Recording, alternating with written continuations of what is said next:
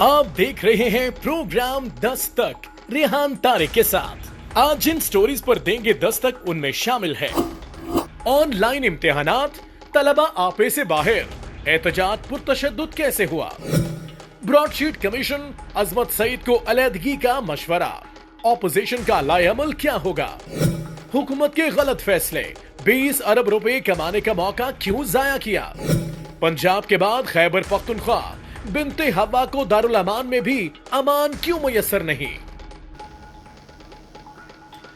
अस्सलाम वालेकुम, मैं हूं रेहान तारिक और आप देख रहे हैं दस्तक। वजीर आजम इमरान खान पर जब भी कोई मुश्किल वक्त आया, उनके दस्ते रास्त जहांगीर खान तरीन उनके शाना बशाना खड़े हुए।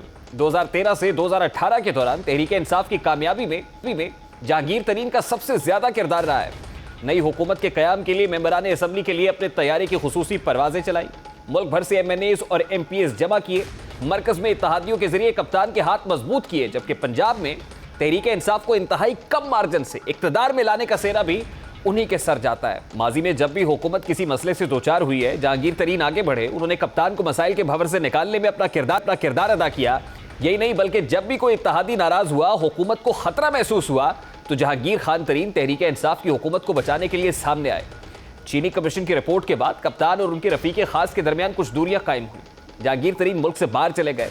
इस दौरान हुकूमत से चीनी बहरान कंट्रोल नहीं हुआ, चीनी की कीमतों में 30 रुपए से जायद का इजाफा हो गया। तो जहांगीर तरीन इस मौके पर भी आगे बढ़े और फिर ऐलान किया कि वो हुकूमत को कम नरखों में चीनी फराहम करेंगे।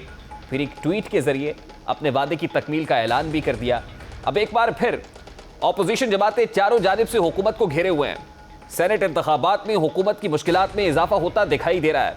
हुकूमत एक जानिब सेनेट इंतखाबात ओपन बैलेट कराने के मामले पर गौर कर रही है, तो दूसरी जानिब आज रहनुमा तहरीक इंसाफ राजा रियाज ने हुकूमत को, पार्लिमानी कमेटी का इजलास था, हुकूमत को सेनेट इंतखाबात के लिए जहांगीर खान तरीन की खिदमत लेने का मशवरा दे दिया है कि सेनेट इंतखाबात से पहले जहांगीर तरीन की जो मौजूदगी है वो बहुत जरूरी है। अब राजा रियाज का ये मशवरा खासा मानी खेज मालूम होता है, क्योंकि आज ही वफाकी वजीर इत्तलात शिबली फराज और मुआविन खुसूसी शहबाज गिल के दरमियान नोक झोंक भी मौजूद बहस रही है।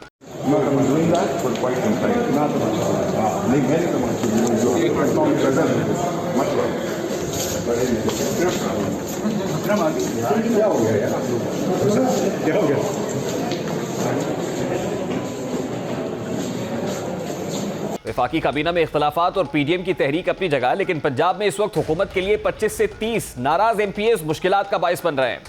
ये नाराज अरकान मार्च में मुतवक्के सेनेट इंतखाबात और अपोजिशन की जानिब से वज़ीर आला पंजाब उस्मान बुज़दार के खिलाफ तहरीक अदम एतमाद की सूरत में फैसला कुन किरदार अदा कर सकते हैं। ये मेंबरान असम्बली सेशन से भी गायब रहे हैं, जबकि हुकूमत की पॉलिसी से इख्तलाफात का इजहार भी बरमला कर रहे हैं। अब सवाल पैदा होता है कि क्या हुकूमत को जहांगीर खान तरीन की याद नाराज अरकान को मनाने के लिए आ रही है?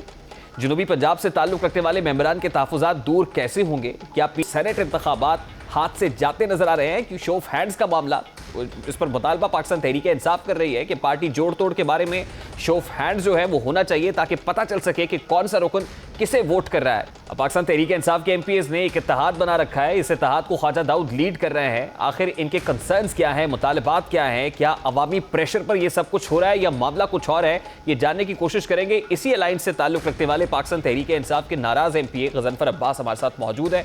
बहुत बहुत शुक्रिया गजनफर अब्बास साहब आपके वक्त के लिए। गजनफर साहब, जब यकीनन जो मुंतखब लोग होते हैं वो अवाम के वोट लेकर इक़्तिदार के ऐवान में पहुंचते हैं, तो उनके ऊपर अवामी दबाव भी होता है, प्रेशर भी होता है, उनके इश्यूज़ भी होते हैं, क्योंकि वो अल्टीमेटली अवाम के इश्यूज़ होते हैं जो वो लेकर जाना चाह रहे होते हैं। इस वक्त आप लोग जो पाकिस्तान तहरीक इंसाफ के नाराज़ MPs सामने आ रहे हैं, उनके कंसर्न्स क्या हैं? क्या अवामी प्रेशर पर आप जा रहे हैं वज़ीर आला पंजाब से, कोई और मामला है? जी, हम बिल्कुल नाराज नहीं हैं वज़ीर आला पंजाब से। हमारे कुछ तहफ़्फ़ुज़ात होते हैं, उस पर हम गाहे बगाए वज़ीर आला साहब से मुलाकात करते रहते हैं, हमारे मसले मसाइल हल हो रहे हैं। जिस तरह बाकी तमाम तहरीक इंसाफ के कारकुन ट्रीट हो रहा है, जो है अरकान असम्बली ट्रीट हो रहे हैं, उसी तरह हम भी ट्रीट हो रहे हैं। और कोई ऐसा नहीं है, हाँ बारिश की सूरत हाल की वजह से हम समझते हैं कि हमें उतने तरक्याती मंसूबे नहीं मिले जितने हमें 3 साल में मिलने चाहिए थे, जिस वजह से हमारे ऊपर हमारी आवाम का भी प्रेशर है। लेकिन होपफुली ये अगले आने वाले दो बजट्स में इंशाल्लाह ताला ये हमारे तहफ़्फ़ुज़ात, सबके मेंबरान के तहफ़्फ़ुज़ात हैं, ये दूर हो जाएंगे। अच्छा गजनफर साहब, हमने देखा है ना कि वो 25-30 MPs हैं जो असम्बली इजलासों के अंदर भी उतनी तवातुर से शिरकत नहीं कर रहे हैं। वज़ीर आला पंजाब से मुलाकात भी करते हैं, कुछ बाहर आके बताते भी हैं और उनके कंसर्न्स भी हैं, जैसे ख्वाजा दाऊद साहब जैसे लोग हैं।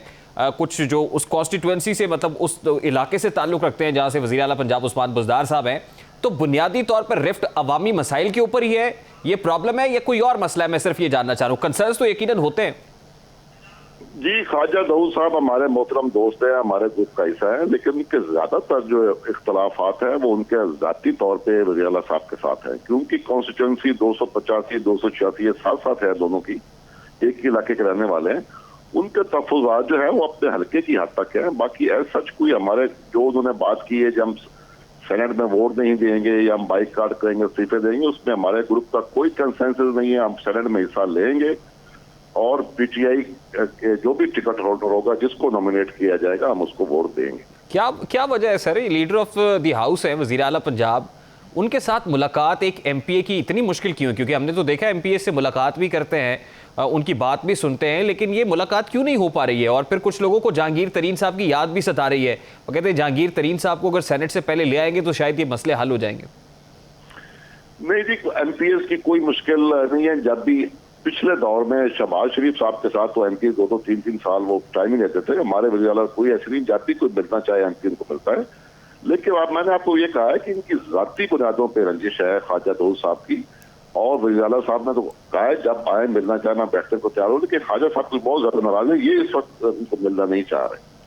तो ये नहीं वज़ीर आला साहब की तरफ से कोई ऐसी इनकारी है कि हाँ ठीक है वो चीफ मिनिस्टर है, उनका शेड्यूल बिजी होता है, लेकिन जब भी वक्त मिलता है हम तो फ्रिक्वेंटली उनसे मिलते रहते हैं। सिर्फ ख्वाजा दाऊद साहब खुद नहीं मिलना चाह रहे उनसे। ठीक है, बहुत बहुत शुक्रिया गजनफर अब्बास साहब आपका। गजनफर अब्बास पाकिस्तान तहरीक इंसाफ के एमपी हैं, उनकी गुफ्तगू आपने सुनी। वो कह रहे हैं कि ख्वाजा दाऊद की असल में कुछ ज़ाती इशूज़ हैं, क्योंकि एक ही इलाके से ताल्लुक़ रखते हैं, उस्मान बुज़दार का ताल्लुक जहाँ से है। अब बारकैफ सेनेट इंतखाबात के हवाले से जो ख्वाजा दाऊद की धमकी है, क्या वो काम करती है या फिर फायर फाइटिंग में कामयाब हो जाती है पाकिस्तान तहरीक इंसाफ हुकूमत? ये तो यकीनन आने वाला वक्त ही बताएगा। जहाँ अपोजिशन जमातें हुकूमत को टफ टाइम देने के लिए मैदान अमल में है, वही हुकूमत भी पीडीएम को चारों शाने चित करना चाहती है। ब्रॉडशीट के मामले पर अपोजिशन जमातों के एतराजात के बावजूद हुकूमत ने जस्टिस अजमत सईद की सरबराही में यक रुकनी कमीशन बना दिया है, जबकि इस कमीशन को नैब की डील के साथ साथ हुदैबिया पेपर मिल्स, सिरे महल और स्विस बैंक अकाउंट्स की तहकीकात का टास्क भी सौंप दिया गया है। अब ये वो केसेस हैं जिनका फैसला मुल्की अदालतें पहले ही दे चुकी हैं। इसी हवाले से आज मरियम नवाज शरीफ ने ब्रॉडशीट को फ्रॉड शीट करार दिया और जस्टिस अजमत सईद को कमेटी से रजाकाराना तौर पर दस्तबरदार होना भी दे डाला।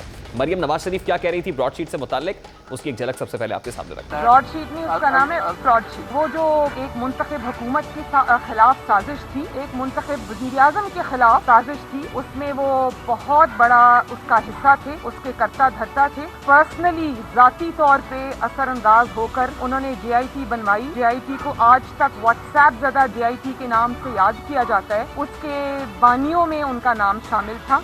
इज्जत से जस्टिस अजमत सईद साहब को इससे रिफ्यूज करना चाहिए अपने आप को। अब हुकूमत के मुताबिक Azmat Saeed commission Pakistan commission of inquiries act सन 2017 के तहत काम करेगा और इस कमीशन को वो तमाम इख्तियारात हासिल होंगे जो कि इस एक्ट में बनाए गए हैं। आगे बढ़ने से कबल इस कमीशन के चंद अहम नकात आपके सामने रखते हैं। कमीशन को किसी भी मामले की छानबीन और तहकीकात करने का इख्तियार हासिल है। वफाक और सूबाई हुकूमतों के मातहत तमाम इदारे कमीशन के साथ ताउन करने के पाबंद हैं। कमीशन का सरबराह किसी भी शख्स को तफ्तीश या बयान रिकॉर्ड करने के साथ साथ किसी भी मुकदमे का रिकॉर्ड दस्तावेजात तलब कर सकता है। इस कमीशन के पास ये इख्तियार भी है कि किसी भी मामले की तहकीकात के लिए एक बैनुल-अक़वामी टीम तश्कील देने के साथ साथ किसी भी मामले के बारे में मालूमात और दस्तावेजात हासिल करने के लिए किसी भी मुल्क या गैर मुल्की एजेंसी की खिदमात भी हासिल कर सकता है। इस कानून के तहत कमीशन के अहकामात ना मानने या इसका तमस्खुर उड़ाने के हवाले से इस कमीशन के पास वही इख्तियारात होते हैं जो हाई कोर्ट के जज के पास होते हैं। इस कानून के तहत कमीशन मुकर्ररा मुद्दत में किसी भी मामले की छानबीन करके इसकी रिपोर्ट वफाकी हुकूमत को देने का पाबंद है। ताहम अगर मुकर्ररा मुद्दत में तहकीकात मुकम्मल नहीं होती तो वफाकी हुकूमत कमीशन के चेयरमैन की दरखास्त पर इसकी मुद्दत में इजाफा कर सकती है। अब सवाल पैदा होता है कि क्या इंक्वायरी कमीशन किसी फर्द के खिलाफ कार्रवाई कर सकता है? क्या मुल्की अदालतों के फैसलों के बाद भी मामलात की तहकीकात हो सकती हैं? जस्टिस रिटायर्ड अजमत सईद कमीशन ऑपोजिशन के लिए कितना खतरनाक हो सकता है, क्योंकि सिरे महल की तहकीकात, हुदैबिया पेपर मिल्स की तहकीकात के हवाले से भी ये टास्क सौंपने की बात हो रही है। इसी मामले पर बात करेंगे। साबिक अटॉर्नी जनरल मुमताज माहिर कानून इरफान कादिर साहब ने हमें ज्वाइन किया है। बहुत बहुत शुक्रिया इरफान कादिर साहब आपके वक्त के लिए। इरफान कादिर साहब, ये फरमाइएगा कि वफाकी हुकूमत ने ब्रॉडशीट स्कैंडल से मुताल्लिक एक यक रुकनी तहकीकाती कमीशन की मंजूरी दे दी है जस्टिस अजमत सईद शेख, और साथ शिबली फराज साहब ने गुज़श्ता रोज प्रेसर के अंदर ये भी बताया कि वो सिरे महल और फिर हुदैबिया पेपर मिल से मुताल्लिक भी केसेस की तहकीकात करेंगे। तो इरफान साहब, क्या ये कमीशन जो है वो नवाज शरीफ और आसिफ अली जरदारी की बंद फाइलें दोबारा खोल सकता है? जी देखें, ये कमीशन जो है ये सिर्फ इस हद तक बनाया गया है कि ये इंक्वायरी करेगा और इसके सामने जो फैक्ट्स हैं उनको सिफ्ट करेगा, और बियॉन्ड दैट इसकी जो पोजीशन है कमीशन की वो एक रिकमेंडेटरी भी क्या है, वो अपनी रिपोर्ट गवर्नमेंट को दे देंगे और फिर गवर्नमेंट की मर्जी है कि वो उस पर अमल दरामद करें या ना करें। इवेंचुअली तो अगर कुछ किसी के खिलाफ इन्वेस्टिगेशन होनी भी हैं तो उसके लिए सेपरेट अदारे बने हुए हैं और वहाँ पे ये कमीशन की रिपोर्ट उनके सामने रखी जा सकती है। उनकी मर्जी है कि वो इस पे अमल करें या ना करें, लेकिन कमीशन की रिपोर्ट में जो भी एविडेंस सामने आएगा उसको फिर भी वो जो कोर्ट की जो स्क्रूटनी होती है कि एविडेंस की, एडमिसिबिलिटी की, रेलेवेंस की, वो सारे टेस्टों से गुजरना पड़ेगा। इरफान साहब, आपको याद होगा हुदैबिया पेपर मिल से मुताल्लिक तो 2018 के अंदर भी एक दरखास्त की गई थी सुप्रीम कोर्ट ऑफ पाकिस्तान में कि इसको दोबारा से जो है वो इनिशिएट किया जाए, इसको ओपन किया जाए, फिर से देखा जाए, तो उस सुप्रीम कोर्ट ने तो उसको रिजेक्ट कर दिया था। तो सुप्रीम कोर्ट का जब डिसीजन पहले से मौजूद है, एक सुपीरियर जुडिशरी का डिसीजन है, क्या ये कमीशन इतना पावरफुल है कि इसको फिर से इन्वेस्टिगेट कर सकता है? हाँ, अब ये चीज जो है देखने वाली है कि अगर वो ये इन्वेस्टिगेशन इस तरह की शुरू करता है कमीशन, तो वो सुप्रीम कोर्ट उसमें क्या लाया अमल इख्तियार करता है। अगर तो दूसरी पार्टी जिनके खिलाफ वो इन्वेस्टिगेशन होने वाली है उस मैटर में जो सुप्रीम कोर्ट डिसाइड कर चुका है और वो सुप्रीम कोर्ट चले जाते हैं और सुप्रीम कोर्ट से वो कोई ऑर्डर ले लेते हैं, तो फिर तो कमीशन रुक जाएगा। लेकिन अगर सुप्रीम कोर्ट उसको कोई ऑर्डर इस तरह का पास नहीं करता और वो कोई इन्वेस्टिगेशन करते हैं ऐसे फैक्ट्स पे जो कि पहले सामने नहीं आए थे, तो फिर वो कर सकते हैं। तो ये जरा मामला जो है थोड़ा सा ग्रे एरिया है, इसके बारे में कोई हतमी राय देना इस वक्त जो है कबल अज वक्त है। अभी हमने देखना है कि कमीशन जो है उस पर क्या करेगा। लेकिन ये जो कमीशन वफाकी हुकूमत तश्कील देती है, ये इतना एम्पावर्ड तो होता है कि किसी भी फरीक को बुला सकता है, उसको इन्वेस्टिगेट कर सकता है, इंटरव्यू कर सकता है। तो अगर ये सिरे महल या फिर हुदैबिया पेपर मिल से मुतालिक तहकीकात करता है तो इसका मतलब है कि पाकिस्तान मुस्लिम लीग नून नवाज शरीफ साहब और फिर सिरे महल से मुतालिक पाकिस्तान पीपल्स पार्टी आसिफ अली जरदारी साहब, तो उनको बुला के प्रॉब कर सकता है अगर ये पार्टी सुप्रीम कोर्ट नहीं जाती, ये आप कह रहे हैं? जी, इसके बारे में मैं मुझे खुद भी पता कि इसके अभी टर्म्स एंड कंडीशंस मैंने कमीशन के देखे नहीं है, बिकॉज जब तक मैं खुद इसके उसके टर्म्स ना देख लूं मैं उस पर फिलहाल तो कोई कमेंट नहीं करूंगा। अच्छा इरफान साहब, लास्ट बट नॉट लीस्ट, ये जस्टिस अजमत सईद शेख से मुतालिक जो है वो अपोजिशन ने अपने कंसर्न्स का इजहार पहले भी किया, लेकिन उनके कंसर्न्स होने के बावजूद वफाकी हुकूमत ने कहा कि नहीं, ये सिर्फ एक रुकनी कमीशन होगा, जस्टिस अजमत सईद शेख ही तहकीकात करेंगे। वजीर आजम ने अपने जो एतमाद है उनकी झोली में डाला है।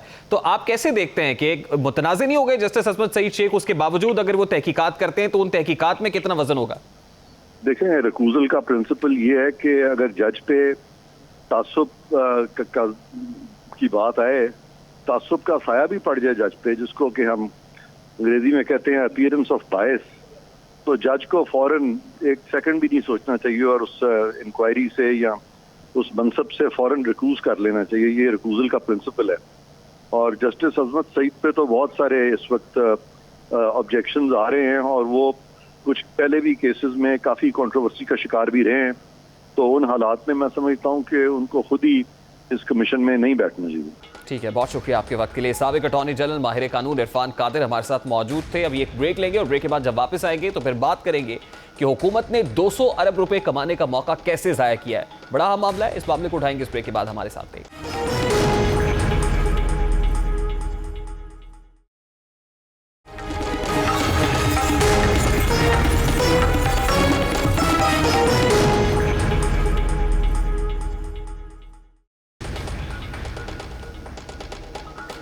हुकूमत ने मुल्क में बढ़ती हुई महंगाई को कंट्रोल करने के लिए अनोखा तरीकाकार इख्तियार किया। मुल्क में अजनास की कमी को पूरा करने के लिए गंदम, चीनी, कपास को दरामद करने का फैसला किया गया। हुकूमत ने चीनी बहरान पर काबू पाने के लिए 2 लाख मैट्रिक टन चीनी दरामद की। अब फैसला किया गया है कि मजीद 8 लाख टन चीनी दरामद की जाएगी। हुकूमत ने ताखीर से फैसला किया, जिसके बायस 22 रुपए महंगी चीनी मिली। यूं सिर्फ ताखीर की वजह से कौम को 4 अरब 40 करोड़ रुपए का इजाफी बोझ बर्दाश्त करना पड़ा। इसी तरह चीनी की दरामद में टैक्स की छूट देकर कौम को मजीद 3 अरब का टीका लगाया गया। यही नहीं बल्कि माजी में हुकूमत ने चीनी की बरामद पर 3 अरब टैक्स छूट देकर अवाम की जेबों पर छुरी चलाई थी। अब गंदम के मामले का तस्करा करते हैं। हुकूमत ने 15 लाख टन गंदम दरामद करने का फैसला किया। गंदम की दरामद पर 43 करोड़ 50 लाख डॉलर्स मुल्क से बाहर गए। टैक्स की छूट के बायस कौमी खजाने को 20 करोड़ डॉलर्स का नुकसान पहुंचाया गया। गंदम की ताखीर से खरीदारी के बायस खजाने को $5 करोड़ यानी 6 अरब रुपए का इजाफी टीका भी लगाया गया। हुकूमत ने आलमी मंडी से $280 फी टन के हिसाब से गंदम उठाई। यूं हुकूमत को 20 किलोग्राम आटे का थैला 920 रुपए में पड़ा और ऐलान किया गया कि 840 रुपए में आटा फरोख्त किया जाएगा। यूं एक थैले पर 80 रुपए जबकि 1 किलोग्राम पर 4 रुपए सब्सिडी दी गई। इसी तरह 15 लाख मैट्रिक टन गंदम पर 9 अरब रुपए का नुकसान भी मुल्की खजाने को उठाना पड़ा। सिर्फ ज़राई अजनास ही नहीं बल्कि नकद आवर फसलें भी हुकूमती नाअहली की भेंट चढ़ चुकी हैं। आपके सामने पाकिस्तान की पहचान कपास की कहानी रखते हैं। क़याम पाकिस्तान के वक्त पाकिस्तान का कपास का ज़ेरे काश्त रकबा और पैदावार भारत से ज़्यादा थी। 15 साल कबल यह पैदावार बराबर में आ गई। अब सूरत हाल यह है कि पाकिस्तान के मुकाबले में भारत 400% ज़्यादा कपास पैदा करता है। मौजूदा हुकूमत टेक्सटाइल इंडस्ट्री के बढ़ते हुए दावे तो कर रही है कि टेक्सटाइल इंडस्ट्री को बूस्ट मिला है, लेकिन हकीकत में पाकिस्तान को बड़ी मिकदार में खाम माल से दरामद करना पड़ता है। इस वक्त पाकिस्तान में कपास की पैदावार 40% कम हुई है, जबकि ज़ेरे काश्त रकबे में भी 35% कमी हुई है। पाकिस्तान को अपनी ज़रूरियात पूरा करने के लिए 70 से 80 लाख गांठें दरामद करना पड़ेंगी। यो कपास की दरामद पर भी 300 अरब रुपए से ज़ायद का ज़र मुबादला खर्च करना पड़ेगा। यही नहीं है बल्कि टैक्स छूट की मद में भी 10 अरब रुपए से ज़ायद का नुकसान उठाना पड़ेगा। सिर्फ 3 फसलों के टैक्स छूट के नुकसानात का जायजा लिया जाए तो हुकूमत ने 200 अरब रुपए से ज़ायद का नुकसान किया है। यानी हुकूमत 200 अरब रुपए कमा सकती थी मगर ये मौका ज़ाया किया गया। इसी तरह 2500 अरब रुपए से ज़ायद का ज़र मुबादला मुल्क से बाहर चला गया। होना तो ये चाहिए था कि हुकूमत मकामी किसानों को सहूलियात देती, उन्हें सब्सिडीज दी जाती, उनकी मावनत की जाती, जिसके बायस मुल्क में ज़राअत को फ़रोग़ हासिल होता, जो ज़र मुबादला है उसको बचाया जा सकता। यही नहीं बल्कि किसानों से टैक्स की मद में पैसे कमाए भी जा सकते थे। लेकिन तवील मुद्दती फैसलों की बजाय मसाइल का जुज़ वक्ती हल तलाश किया जा रहा है, फायर फाइटिंग की जा रही है, जबकि अरबों रुपए का ज़र मुबादला ज़ाया किया जा रहा है। सवाल पैदा होता है कि हुकूमत ने अपने हाथों से आमदन के हुसूल का मौका ज़ाया क्यों किया है। टैक्स छूट से मकामी मंडी को क्या नुकसान हो सकता है? हुकूमती फैसले मुल्क की मईशत के लिए खतरनाक क्यों बन रहे हैं? IMF ने एक आउटलुक रिपोर्ट जारी की है जिसके अंदर बेहतरी तो दिखाई जा रही है, लेकिन हमारा बजट खसारा इस वक्त बहुत बुलंदी को छू रहा है। साथ ही साथ जो हमारी फॉरेन डायरेक्ट वो भी कम हो रही है। जो इन्वेस्टमेंट कम होगी, सरमायाकारी कम होगी तो यकीनन डेट सर्विसिंग जो है वो मजीद बोझ बढ़ता चली जाएगी। इस तमाम तर मामले पर बात करेंगे। इस वक्त साबिक वज़ीर ख़जाना डॉक्टर हफीज़ पाशा हमारे साथ मौजूद हैं। बहुत बहुत शुक्रिया डॉक्टर साहब आपके वक्त के लिए। डॉक्टर साहब, सबसे पहले तो ये फरमाइएगा कि कुछ माशी आशारिये ऐसे हैं जो बिगाड़ दिखा रहे हैं। मतलब स्टेट बैंक की अपनी रिपोर्ट के मुताबिक मिनिस्ट्री ऑफ फाइनेंस ये बता रही है कि बजट डेफिसिट वाइडन हुआ है। 21% का बजट डेफिसिट है इस वक्त। हमारा जो बजट खसारा है वो 21% दिखाया जा रहा है इन एब्सोल्यूट टर्म्स। उसके अलावा जो एक्सपोर्ट्स हैं वो भी डिक्रीज हुई हैं, they are at 4.8%। Foreign investment गिरी है, 72% है। और साथ ही साथ एग्रीकल्चर सेक्टर का जो क्रेडिट है वो मजीद श्रिंक हुआ है 2.4% के ऊपर। लेकिन इन्फ्लेशन नीचे दिखाई जा रही है। जो IMF की आउटलुक रिपोर्ट है वो ये बता रही है कि हमारी ग्रोथ जो है that is expected to rise. तो डॉक्टर साहब, ये तजाद कैसे है फिर? अब एक लिहाज से आप देखिए कि अल्लाह के फजल से हमारा सनती शोबा जो है उसमें तरक्की हुई है और नवंबर के महीने में 14% से ज़्यादा इजाफा हुआ है और पिछले 5 महीने में तकरीबन आप देखें 7% इजाफा। तो ये एक अच्छा इंडिकेटर है। दूसरी तरफ आप ये देखें कि हमारा जो ये आपका एक्सपोर्ट्स का सिलसिला है, आपने ठीक कहा कि उसमें तकरीबन 5% 6 महीने में कमी आई है, मगर दिसंबर के महीने में फिर 7% इजाफा हुआ है। तो इस तरह के इंडिकेटर्स हैं। कुछ आप देखेंगे कि अभी भी कुछ परेशान कुन हैं। अब एक जो सबसे अच्छा इंडिकेटर था अल्लाह के फजल से वो हमारे रेमिटेंसेस में इजाफा था। 6 महीने में 25% इजाफा। मगर अब आप ये देखिए कि दिसंबर के महीने में वो कुछ कम होकर 16% पे आ गया है। और आपके जो रेमिटेंसेस यूनाइटेड अरब एमिरेट्स और दूसरे GCC कंट्री से आ रहे हैं उनमें रफ्तार काफ़ी कम हो गई है और इजाफा ना होने के बराबर है दिसंबर में। तो एक मिक्स पिक्चर है। बस हम ये दुआ कर सकते हैं कि आहिस्ता आहिस्ता इकॉनमी पूरी तौर पे रिकवर करेगी और आपके ज़्यादातर इंडिकेटर्स जो हैं वो पॉजिटिव की तरफ जाना शुरू हो जाएंगे। डॉक्टर साहब, फॉरेन इन्वेस्टमेंट्स के हवाले से बात की जा रही थी कि फॉरेन इन्वेस्टमेंट्स बढ़ना, फॉरेन डायरेक्ट इन्वेस्टमेंट FDI बहुत बेहतर जा रहा था, लेकिन उसमें जो 72% का डिप अब देखा जा रहा है, ये मईशत के लिए कितना खतरनाक साबित हो सकता है? ये देखिए, इसकी वजह ये भी है कि सारी दुनिया भर में इन्वेस्टमेंट फ्लोज कम हो गए हैं कोविड के बाद, इसलिए कि जो आपके बड़े मल्टीनेशनल कंपनीज़ हैं वो भी मुश्किलात से गुज़र रहे हैं, उनके प्रॉफिट्स में कमी आई है। हमारे यहाँ ये हुआ है कि चाइना से जो इन्वेस्टमेंट आ रही थी ख़ास तौर पे पावर जनरेशन वगैरह में, उसमें कुछ कमी नज़र आ रही है, इसलिए कि प्रोजेक्ट्स काफ़ी हद तक मैच्योर हो चुके हैं। दूसरी तरफ इससे एक और परेशान चीज़ जो है वो ये कि इसके बावजूद फॉरेन इन्वेस्टमेंट में कमी आने की नुमाया तौर पर आप ये देखिए कि रिपैट्रिएशन ऑफ प्रॉफिट्स में बहुत इजाफा है। डॉक्टर साहब, एक जो डेट सर्विसिंग है वो बहुत बड़ा चैलेंज बना हुआ है और हमारा जो लोकल डेट सर्विसिंग की मद में हमने 38% अब वो हो गया है जो हमने लास्ट 5 मंथ्स के अंदर पे किया है। तो डॉक्टर साहब, अगर इन्वेस्टमेंट्स नहीं होंगी और फॉरेन डायरेक्ट इन्वेस्टमेंट कम होगी, हमारे यहाँ जैसे आप बता रहे हैं कि इन्वेस्टर जो है गैर यकीनियत का शिकार होगा, अदम एतमाद का शिकार होगा, तो फिर इस सेक्टर को कैसे एड्रेस कर पाएंगे हम, खास तौर पर जो हमारा डेट सर्विसिंग है? ये बहुत अहम सवाल है आपका। देखिए, पिछले 6 महीने में जो बाहर से पैसा आ रहा है उसकी रफ्तार में कमी बहुत आई है, सिर्फ फॉरेन डायरेक्ट इन्वेस्टमेंट में नहीं। आपका जो इक्विटी पैसा लगा है हमारे स्टॉक मार्केट में, तकरीबन $400 मिलियन मुल्क से वापस जा चुका है। दूसरी तरफ जो हम बोरोइंग करते रहे हैं कमर्शियल बैंकों से या जो मल्टीलैटरल बायलैटरल एजेंसीज से, उससे जो 6 महीने में तकरीबन 30% कमी आई है। मगर साथ साथ आहिस्ता आहिस्ता हमारा जो डेट सर्विसिंग का बोझ है एक्सटर्नल डेट पर, वो पीक पे पहुंच रहा है और आने वाले साल जो इस साल जो शुरू हो चुका है 21, उसमें शायद हमें $14 अरब डेट सर्विसिंग बाहर की करने पड़ेगी।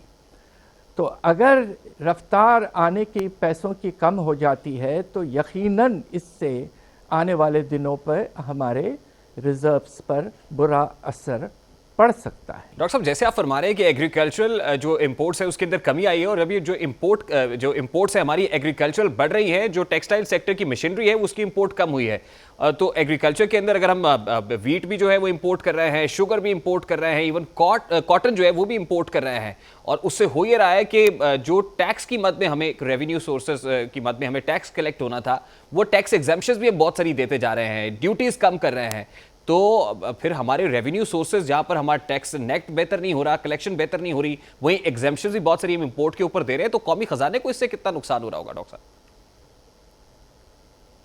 ये बहुत अहम सवाल है आपका। देखिए, पहले 5 महीने में तकरीबन 5% इजाफा हुआ आपके रेवेन्यूज़ में, FBR के रेवेन्यूज़ में।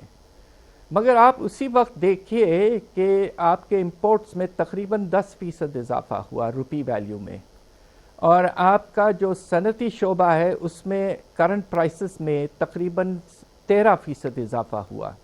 तो क्या वजह है कि आपके FBR के रेवेन्यूज़ में टैक्स बेसिस को कंपेयर करने के बाद इतनी कमी क्यों आई इजाफे में? तो इसलिए परेशानी हमें यकीनन है और FBR को अपने एफर्ट्स को बढ़ाना पड़ेगा और कोशिश ये होनी चाहिए कि इनकम टैक्स ख़ास तौर पे उसमें रेवेन्यूज़ में इजाफा हो। अब आप ये देखिए कि पहले जो इंडिकेशंस आए कि जो टैक्स फाइलर्स हैं उनका भी नंबर कुछ कम हुआ है। तो अगर हमारे रेवेन्यू सिर्फ 5% पे रहते हैं तो साल का जो टारगेट है 4000 तकरीबन 960 अरब रुपए का, उसको अगले 6 महीने में यानी कि जनवरी ऑनवर्ड्स टू जून 45% इजाफा करना है। आप मुझे बताइए कि 45% इजाफा कैसे होगा? तो इसमें ख़तरा मौजूद है कि आपका बजट का खसारा जो आपने सेट किया है 7% GDP का, खुदा न खास्ता वो 8% की तरह पिछले साल की तरह उस लेवल पे चले जाए और हो सकता उससे भी ज़्यादा हो जाए। डॉक्टर साहब, लास्ट बट नॉट लीस्ट, देखिए बजट डेफिसिट भी है, उसके बाद इन्वेस्टमेंट्स का भी इशू है, फिर हम रेवेन्यू सोर्सेज भी जनरेट नहीं कर रहे हैं, और साथ ही साथ हमारा जो टैक्स रेवेन्यू इनकम है वो भी नहीं बढ़ रही है, डेवलपमेंट प्रोजेक्ट्स भी नहीं लग रहे हैं कि जहां पर लोगों को एम्प्लॉयमेंट अपॉर्चुनिटीज दी जाए। अगर ये सब कुछ नहीं होगा तो फिर आपको क्या दिखाई दे रहा है? फिर इन्फ्लेशनरी जो इंडिकेटर्स हैं वो भी बढ़ते हुए दिखाई दे रहे हैं, तो फिर आने वाले अगले 6 माह के अंदर आपको क्या दिखाई देता है? क्या हुकूमत मुतहम्मिल हो जाएगी कि जीडीपी को भी बेहतर कर ले और इन्वेस्टमेंट्स भी बेहतर हो जाए और इकोनॉमी बरकैफ एक बेहतर ट्रैक के ऊपर नजर आए? इसके लिए देखिए बहुत सी चीज़ों का रोल है। कुछ नेगेटिव साइड पर तो एक तो आपने बिजली के निर्खों में 15% इजाफा किया है, और हो सकता है कि अगर IMF प्रोग्राम फिर से शुरू हो जाए तो आपको एक और मरतबा 15% और बढ़ाना पड़े। दूसरी तरफ बाहर जो है तेल की कीमतों में 35% इजाफा हो चुका है, और उसका पूरा इम्पैक्ट हम पर अभी तक नहीं पड़ा है, आने वाले दिनों में पड़ेगा। तो इस लिहाज से परेशान कुन हालात तो हैं, मगर दूसरी तरफ ये वैक्सीन्स का जो इस्तेमाल दुनिया भर में फैल रहा है बहुत तेज़ी से, ख़ास तौर पे अमीर मुल्कों में, और उनके यहाँ अगर हालात कुछ मामूल पे आना शुरू हो जाएं तो उसके नतीजे में हमारे बरामदाद में इजाफा हो सकता है। हमें पूरी तरह से तैयार होना चाहिए। हमें जितने इंसेंटिव्स हमारे एक्सपोर्टर्स को देने हैं हम दें, ताकि हम कंपेटिटिव हों और एक्सपोर्ट लेड ग्रोथ की तरफ जाने की कोशिश करें, और दूसरी तरफ इंडस्ट्रियल प्रोडक्शन में भी इजाफा करें। तो हो सकता है कि अगले 6 महीने में आपके जो रोज़गार मसला है वो कुछ कम हो जाए। और अफरात ज़र, मुझे अफसोस से कहना पड़ता है कि इस वक्त 8% है, मगर चूँकि कीमतों में इजाफा हो रहा है बाहर भी, और तेल की कीमत, बिजली की कीमत, तो मुझे खतरा इस बात का लगता है कि आने वाले 6 महीनों में अफरात ज़र की रफ्तार बढ़ जाएगी और वो डबल डिजिट यानी कि 10% से ज़्यादा जा सकता है। ठीक है, बहुत बहुत शुक्रिया डॉक्टर साहब आपके वक्त के लिए। साबिक वज़ीर ख़ज़ाना डॉक्टर हफीज़ पाशा हमारे साथ मौजूद थे। अभी एक ब्रेक लेंगे, जिसके बाद बात करेंगे कि तलबा ने कलम छोड़कर लाठी क्यों उठा ली है और तलबा मजबूर क्यों है, एहतजाज क्यों कर रहे हैं। एहतजाजी तलबा की कहानी आपके सामने रखेंगे इस ब्रेक के बाद। हमारे साथ रहिएगा।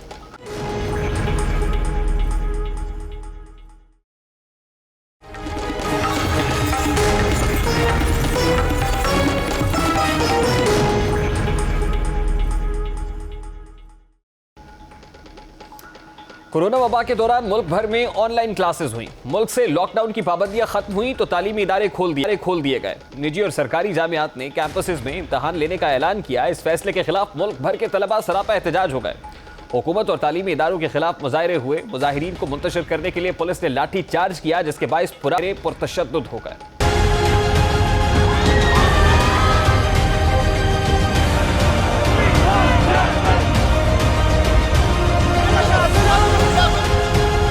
पुरतशद्दुद वाक़यात के इल्ज़ामात में पुलिस ने 2 दर्जन के करीब तलबा को हिरासत में लिया है, जबकि दर्जनों तलबा के नाम FIR दर्ज की गई हैं। तलबा के मुताबिक उनके जमहूरी मुतालबात को मंजूर नहीं किया गया, जबकि इंतजामिया ने बेगुनाह तलबा पर लाठी चार्ज किया है। आपकी एडमिन प्लान कर रही है, लेकिन कोई प्लानिंग नहीं है। हमें बस हमेशा ये लोग टालते रहते हैं कि we are planning, we will invite you back, लेकिन कुछ भी नहीं होता। हमारा एडमिन से ये मुतालबा है कि जो हमारा कैंपस है वो खोलें। पाकिस्तान की बड़ी यूनिवर्सिटीज़ हैं वो खुल रही हैं, SOPs के तहत खुल रही हैं। कोरोना रहेगा, ये जब तक कहेंगे कि जब तक वैक्सीन नहीं आती तब तक हम खोलेंगे नहीं, फिर तो हम 2 साल तक घर ही बैठे हुए हैं। अब इसी मामले पर आज चेयरमैन HEC ने यूनिवर्सिटीज़ के वाइस चांसलर्स का इजलास तलब किया, जिसमें इम्तहानात के तरीक़ाकार पर बहस की गई। तवील मुशावरती इजलास के बाद HEC ने इम्तहानात का तरीक़ाकार मुतय्यन करने का इख्तियार यूनिवर्सिटीज़ को दे दिया है। क्या तलबा HEC के फैसले से मुतमईन है? तलबा का एहतजाज पुरतशद्दुद क्यों हुआ? तलबा ने कानून हाथ में लेकर इमलाक को नुकसान क्यों पहुंचाया? इस मामले पर बात करेंगे। एहतजाजी तालिब इल्म फ़ाद मंजूर हमारे साथ मौजूद है। बहुत बहुत शुक्रिया फ़ाद आपके वक्त के लिए। एहतजाज करना आपका जमहूरी हक है, there is no doubt about it, लेकिन कौन सा कानून आपको इस बात की इजाजत देता है कि आप इमलाक को नजर आतिश करें, तोड़ फोड़ करें, जो हमने कल देखा? जी, जो आप रेहान भाई बात कर रहे हैं वो बिल्कुल ठीक है कि जो एहतजाज वो एक जमहूरी हक है। वो तो वहाँ पे जो वायलेंस था वो एक गलत चीज़ थी, जो कि दोनों तरफ से देखा गया। पहले UC जो तलबा थे जो वहाँ पे एहतजाज कर रहे थे, वो यूनिवर्सिटी की प्रेमिसेस की कोशिश कर रहे थे, जिसकी वजह से फिर वहाँ से काउंटर अटैक किया गया। तो मेरा ख्याल है कि ये जो सिचुएशन है वो अच्छे तरीके से भी हैंडल की जा सकती है। मुझे फिर ये बताएं कि ये सिचुएशन ये इवॉल्व कैसे हुई? किसने तलबा को इतना इंस्टिगेट कर दिया कि वो गेट को नजर आतिश कर दें, वहाँ पर आग लगा दें, तोड़ फोड़ करें और इतने मुश्तिल हो जाए, बिफरे हुए हों। देखिए मतलब आप पुरन तरीके से भी अपना एहतजाज रिकॉर्ड करा सकते थे, आप स्लोगन्स रेज कर रहे थे, चैंटिंग कर रहे थे, लेकिन वहां पर हमने देखा कि आपकी यूनिवर्सिटी के बाहर जो है आग लगी हुई है और एक ऐसा मंजर दिखाई दिया कि जो नहीं होना चाहिए था, which is not acceptable at any cost. तो क्यों हुई ये सिचुएशन, इस नहज पर क्यों पहुंची? जहां से डेडलॉक शुरू हुआ आपस में मैनेजमेंट में और जो वहां पे प्रोटेस्ट कर रहे थे लोग, उनमें जो डेडलॉक शुरू हुआ वो यहाँ पे हुआ था कि यूनिवर्सिटी की जो मैनेजमेंट है वो कह रही थी कि जो यूसीपी के तलबा हैं वो आए, हम उनसे नेगोशिएशन करती हैं, लेकिन कुछ इश्यूज की वजह से जो यूसीपी के तलबा थे वो गेट तक ना जा सके और उनको वो एक्सेस ना मिली कि वो जो यूसीपी की मैनेजमेंट है वहां पर जाकर उनसे बात कर सके। तो मेरा ख्याल है कि इस सिचुएशन के अंदर एक कंफ्यूजन क्रिएट होगी कि जो तलबा थे उनको लग रहा था कि यूनिवर्सिटी मैनेजमेंट वो नहीं करना चाह रही, बात नहीं करना चाह रही, और जो यूनिवर्सिटी मैनेजमेंट थी उसको ये लग रहा था कि जो क्या ये तासुर दुरुस्त है कि आपके इस एहतजाज के अंदर कुछ गैर तलबा अनासिर भी थे जो तलबा को इश्तिहाल दिलाने में आगे आगे थे, पेश थे, और जो बुनियादी तौर पर वजह बने इस डेडलॉक की? जी मेरा ख्याल है कि इस तरह के जो तलबा जो जिस तरह की आप बात करें, कुछ अनासिर जो कि तलबा नहीं थे और जो कि इश्तिहाल पहनाना चाह रहे थे, मैं इस बात को मानता हूँ कि कुछ लोग वहाँ पे जरूर मौजूद थे जो इश्तिहाल पहुँचाना चाह रहे थे, लेकिन मैंने कोई इस तरह का शख्स नहीं देखा जो वहाँ पे तलबा मतलब कि जो स्टूडेंट बॉडी से बाहर हो या फिर कुछ इस एज के तबके के अंदर हो जहाँ पर जो कि स्टूडेंट एज नहीं जिसे कंसिडर किया जाता है, या फिर जो मैच्योर ज्यादा हो या फिर ज्यादा छोटे हो या ज्यादा बड़े हो, इस तरह के नहीं। आप ये कह रहे हैं कि सब स्टूडेंट्स ही थे। अच्छा, अब एक और परसेप्शन है इस बारे में, इसमें ये कहा जा रहा है कि आपका जो कंसर्न है, आप कह रहे हैं कि अगर क्लासेस ऑनलाइन हुई हैं तो एग्जाम्स भी ऑनलाइन होने चाहिए। अब इसमें दो सेक्शंस के अंदर डिवाइडेड दिखाई देते हैं स्टूडेंट्स। कहा यह जा रहा है कि कुछ स्टूडेंट्स ऐसे हैं जो असल में पढ़ने लिखने वाले हैं, जिनके ग्रेड्स बहुत अच्छे हैं, जिनका पढ़ाई लिखाई से बड़ा ताल्लुक होता है, उनका कोई मुतालबा ऐसा नहीं है, लेकिन वो स्टूडेंट्स असल में जिनके ग्रेड्स अच्छे नहीं है, जीपीएस ठीक नहीं है, ये उनका कंसर्न है और वो अपना एहतजाज लेकर जो है वो इदारों के बाहर आ रहे हैं। नहीं, इसमें एक जो है ना कुछ स्टूडेंट्स का तबका इस तरह का भी जो कि आउट ऑफ सिटी से बिलोंग करते हैं और जो जिनके लिए सिर्फ एग्जाम देने के लिए यहाँ पर आना जरूरी होगा। मेरा ख्याल है कि उस तरह का जो तबका स्टूडेंट्स का उनको हम भूलते जा रहे हैं, हम सिर्फ पढ़ने लिखे और जो नालायक तबका है सिर्फ उनकी बात करी जा रही है, लेकिन मेरा ख्याल है कि कुछ इस तरह का भी तबका है जो कि आउट ऑफ सिटी से बिलोंग करता है, उनको सिर्फ पेपर के लिए बनाना पड़ेगा और उनके लिए लॉजिस्टिकली बहुत प्रॉब्लम क्रिएट होगी यहाँ पर आके पेपर देना। लेकिन मेरा ख्याल है कि जो यूनिवर्सिटी मैनेजमेंट है वो इसके ऊपर बात करने के लिए तैयार थी। मल्टीपल सोर्सेज से, मल्टीपल तरीकों से यूनिवर्सिटी ये चीज़ स्टूडेंट्स को बताना चाह रही थी कि जो मीटिंग है वो HEC के साथ 3 बजे तक मीटिंग चल रही है, उसके बाद पता चलेगा कि जो एग्जाम्स हैं वो ऑनलाइन होंगे या फिर फिजिकल होंगे, जिसका मेरे ख्याल से वेट नहीं किया गया और एक वॉयलेंस क्रिएट हो गया 3 बजे से। अब आपको पता होगा HEC का जो कल इजलास था वो भी बेनतीजा खत्म हो गया। आज फिर HEC का इजलास हुआ और उसमें एक एलामिया आ गया है, एक प्रेसर उन्होंने जारी किया जिसमें उन्होंने कहा कि यूनिवर्सिटीज अपनी कैपेसिटी कैपेबिलिटी के मुताबिक फैसला करें कि उन्होंने ऑनलाइन एग्जाम्स कंडक्ट करने हैं या ऑफलाइन करेंगे। तो इस हवाले से आप मुतमईन हैं ये जो प्रेस रिलीज HEC ने जारी की है? मेरा ख्याल है कि जो गवर्नमेंट और जो HEC है उसने जो मुद्दा है वो अपने ऊपर से उतार के गवर्नमेंट के जो इंस्टीट्यूशन है उनके ऊपर डाल दिया है कि कोई भी वो इस तरह का फैसला नहीं लेना चाह रहे जिसकी वजह से वो किसी कंट्रोवर्सी के अंदर जाए। वो सारा मुद्दा डाल दिया उन्होंने प्राइवेट इंस्टीट्यूशंस के ऊपर, जो यूनिवर्सिटीज मैनेजमेंट है उसके ऊपर डाल दिया कि वो फैसला करें कि क्या करना चाहिए क्या नहीं करना चाहिए। तो फिर अब आप एहतजाज जारी रखेंगे या मुतमईन होकर एहतजाज खत्म कर देंगे?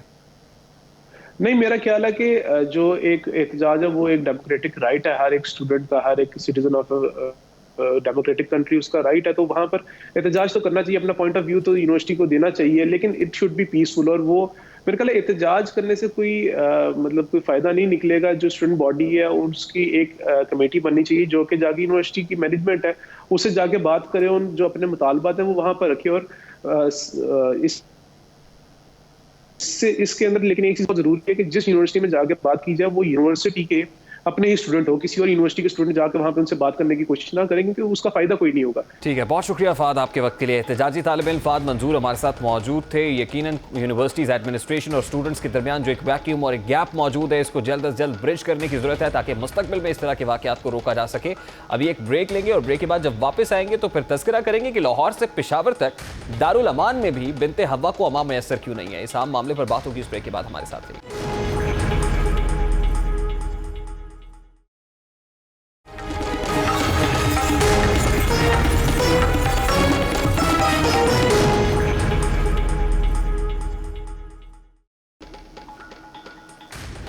आशियाना लाहौर के स्कैंडल के बाद अब पेशावर के दारुल अतफाल से मुतालिक इंतहाई संगीन नौयत के इल्जामात सामने आ रहे हैं। आशियाना स्कैंडल का इल्जाम वहां की इंचार्ज खातून ने आयद किया था, मगर अब की बार पाकिस्तान तहरीक इंसाफ की रुकन सूबाई असम्बली मदीहा निसार ने अपनी ही हुकूमत पर इल्जामात की बौछार कर दी है। मदीहा निसार ने इल्जाम आयद किया है कि पेशावर का दारुल अमान जिनसी और जिस्मानी ज्यादती का अड्डा बन गया है। असम्बली के इजलास में इल्जामात की बौछार करते हुए मदीहा निसार ने कहा कि दारुल अमान के इंचार्ज बच्चों से अपने घर का काम कराती हैं और अतिये में दी गई अशिया बाजारों में फरोख्त कर दी जाती हैं। सूबाई वजीर डॉक्टर अमजद का कहना था कि सूबे भर के दारुल अमानों की इंक्वायरी होनी चाहिए। Deputy speaker Khyber Pakhtunkhwa assembly Mahmood Jan ने इल्जामात की तहकीकात के लिए इंक्वायरी कमेटी कॉन्स्टिट्यूट कर दी है। मदीहा निसार के इल्जामात पर इदारे के बच्चों ने एहतजाजन सियाह पट्टियां बांध ली हैं। यतीम बच्चों पर सियासत ना करने के नारे लगाए हैं। इंतजामिया ने मुतालबा किया है कि वजीर आज़म इमरान खान MPA मदीहा निसार के गैर जिम्मेदाराना बयान का नोटिस लें। यतीम जाति का इल्जाम लगाना नाकाबिल मजम्मत फेल है। इस रद्द अमल में इंतजामिया क्या कह रही है, उसका क्या मौक़िफ़ है, वो भी आपके सामने रखा। कभी देखा है जो एलिगेशन उसने हम पे लगाए हैं, ये मुझ पे लगाए हैं, यहाँ के इदारे पे लगाए हैं, बच्चों पे लगाए हैं, तो जी वो तो कभी इस इदारे में आई नहीं, ना कभी इन बच्चों से मिली है। वो तो लोगों के कहने पे अगर ये सब कुछ कर रही है तो बहुत गलत कर रही है जी। उसको इधर आना चाहिए था, कोई चीज़ प्रूफ करनी चाहिए थी, कहाँ पे किधर बच्चों के साथ ज़्यादती हो रही है। ये हमारा इदारा तो वेल एस्टेब्लिश इदारा है जी। इसको 60 ईयर्स पूरे हो गए हैं, 13 ईयर्स तो मुझे हो गए हैं जी। हमारे बच्चे जो हैं बहुत अच्छी एजुकेशन यहाँ ले रहे हैं, बहुत अच्छा इनका खाना पीना है, रहना सहना है जी। यहाँ किसी किस्म की ऐसी कोई बात है ही नहीं जी। अमीर रियासत आशियाना हो या दारुल अमान, स्वीट होम्स हो या दारुल इत्फाल, बेसहारा खवातीन, वालिदैन से महरूम बच्चे और बच्चियाँ रियासत की पनाह में आ जाते हैं, जहाँ रियासत उनके लिए माँ जैसा किरदार अदा करते हुए सहूलियात मुहैया करती है। उनकी महरूमियाँ दूर की जाती हैं, उनकी तकालीफ का अजाला किया जाता है, उन्हें हर मुमकिन सहूलत फराहम की जाती है।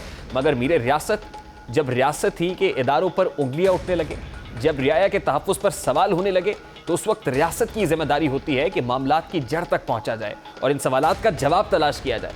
मेरे रियासत खैबर पख्तूनख्वा में आप ही की पार्टी हुकूमत में है। ये कौम उम्मीद करती है कि आप ज़ाती दिलचस्पी लेते हुए मामले की तहकीकात करेंगे, मुलव्विस अफराद को करार वाक़ई सज़ा मिलेगी और अगर इल्ज़ामात बेबुनियाद हैं तो आप ही की पार्टी की मेंबर के खिलाफ तादीबी कार्रवाई होगी। मेरे रियासत आपकी यही यकीन दहानी रियाया का रियासत पर मज़ीद पुख्ता कर सकती है। ये तो था आज का दस्तक। आपसे मुलाकात होगी इंशाअल्लाह कल। अपना रखिएगा ख्याल। अल्लाह हाफ़िज़।